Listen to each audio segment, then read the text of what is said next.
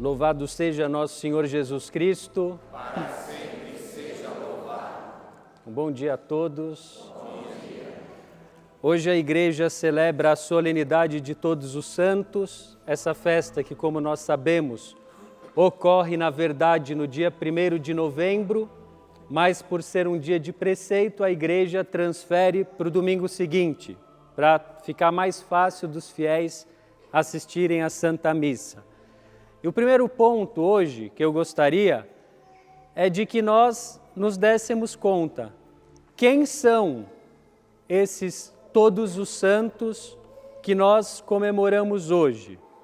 Então, em primeiro lugar, hoje nós comemoramos todos aqueles santos que são canonizados, que a igreja solenemente disse e afirma que estão no céu, e muitos pelos quais nós temos devoção. Então, por exemplo, a primeira de todas, a rainha de todos os santos, Nossa Senhora, a mãe de Jesus, São José, São João Batista, São Pedro e São Paulo, todos os apóstolos, Padre Pio, São João Paulo II, quem mais? Aqueles santos que nós temos devoção, inúmeros.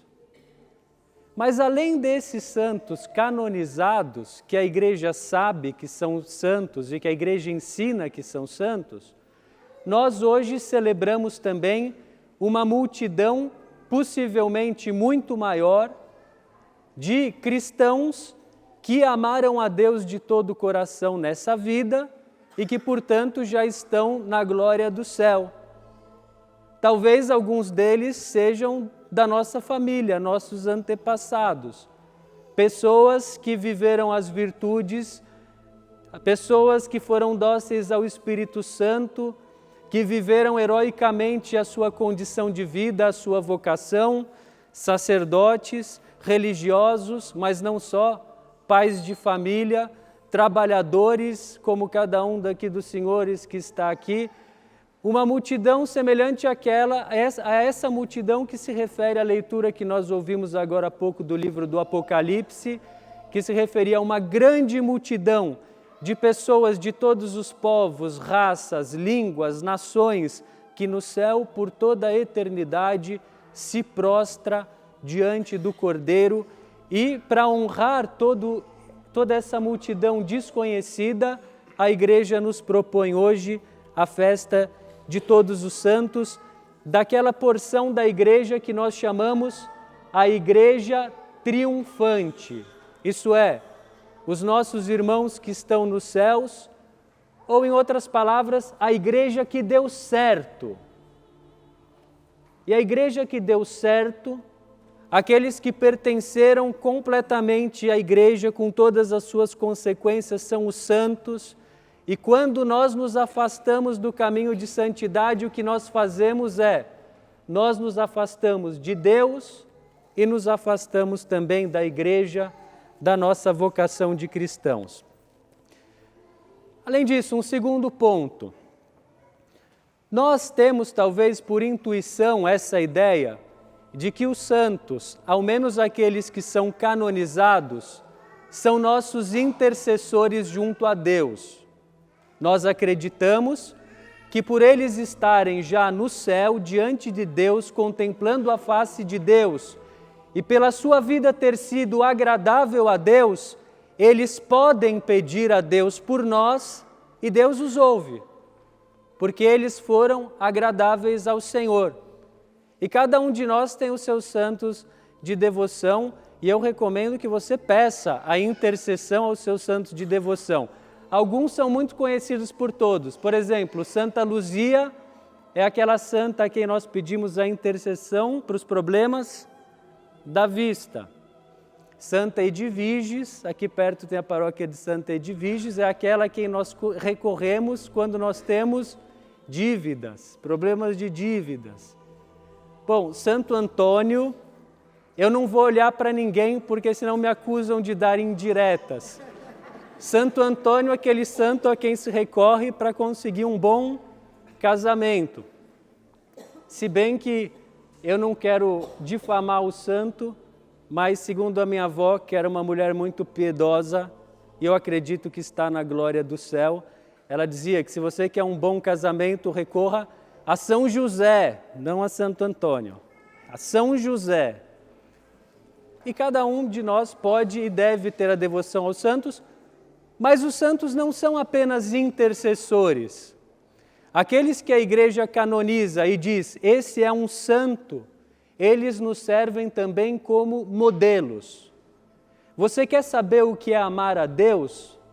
Veja como Santa Teresinha amou a Deus.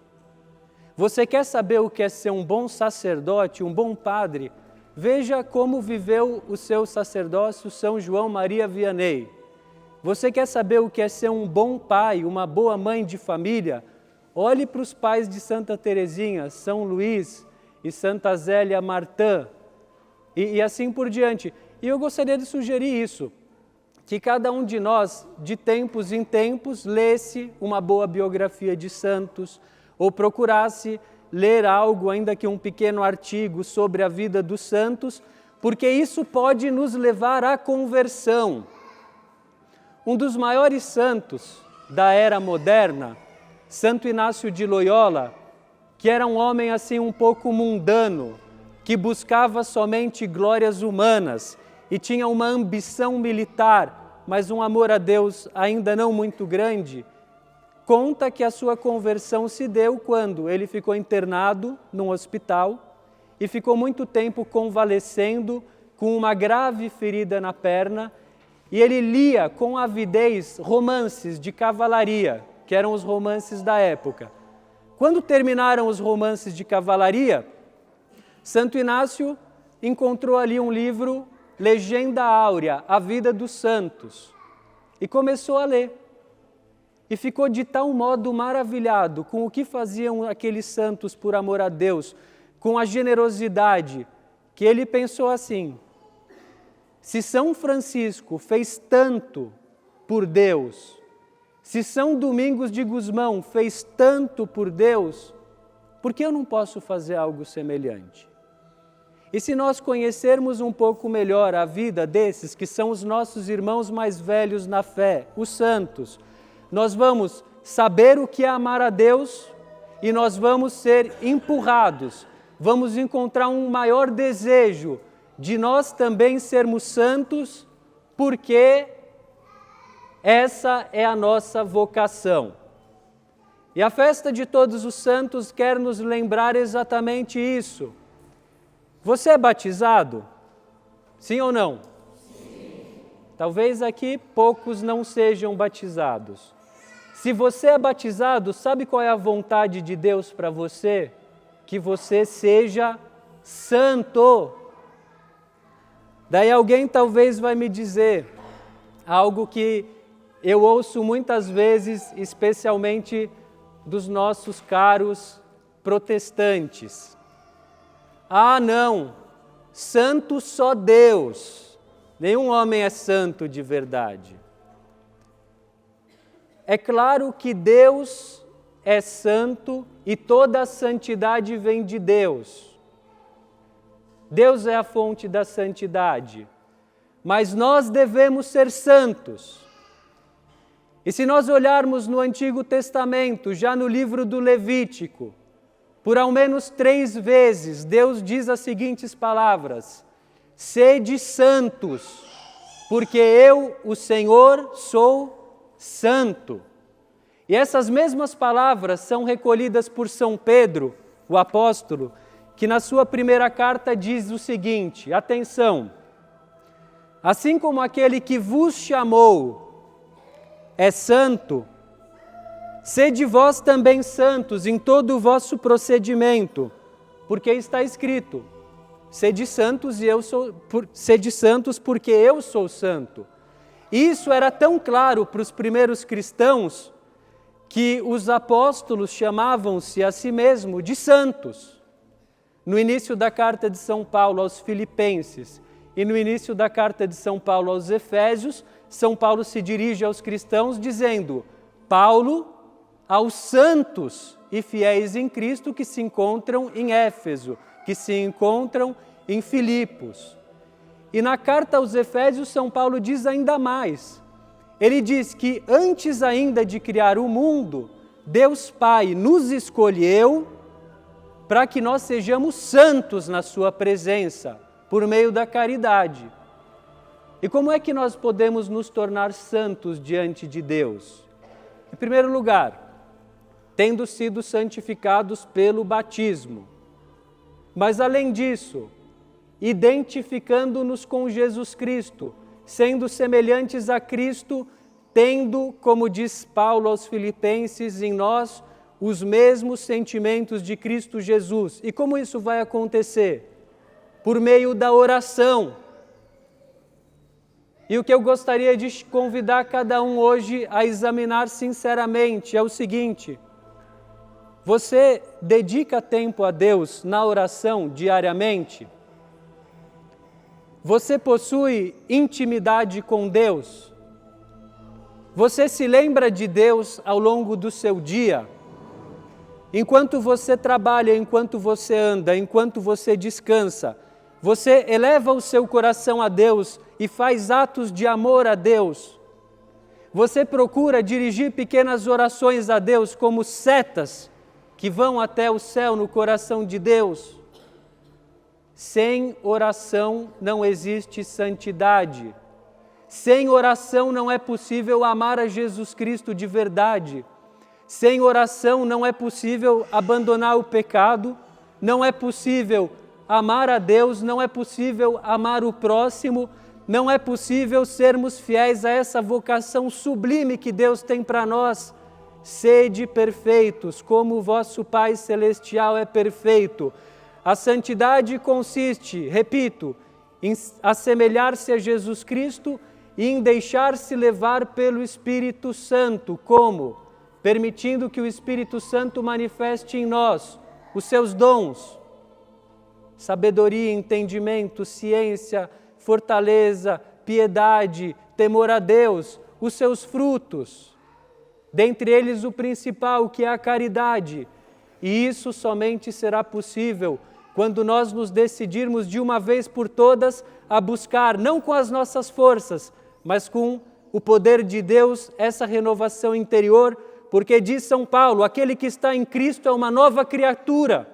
Mas para que Deus nos renove, é preciso abrir-nos a Ele por meio da oração, por meio dos sacramentos, da confissão, da Eucaristia e do trato diário com o nosso Senhor. Essa festa nos recorda que nós não estamos sozinhos. Talvez você, católico, se sinta remando contra a corrente. Talvez você que quer educar a sua família num mundo sem Deus e sem esperança, sinta-se um pouco solitário. Talvez, vendo a grandeza do chamado de Deus para que você seja santo e reparando nos seus próprios defeitos e fraquezas, você seja tentado a desanimar. E o que eu recomendo hoje é que você olhe para esses nossos irmãos que nos precederam, os santos, que você pense no exemplo deles. Você se recorde que há 2000 anos, muito antes de você ter nascido, outros trilharam o mesmo caminho. Nossa Senhora, São José, São João Batista, os 12 apóstolos, São Pio de Petreutina, São Pedro Julião Eimar, Santa Filomena. Incontáveis santos passaram pelas tribulações que nós passamos, eles nos acompanham no caminho, eles intercedem por nós, eles nos deixaram o bom exemplo e pela sua intercessão nós esperamos que Deus, apesar de nós mesmos, nos salvará. Louvado seja nosso Senhor Jesus Cristo. Para sempre seja louvado.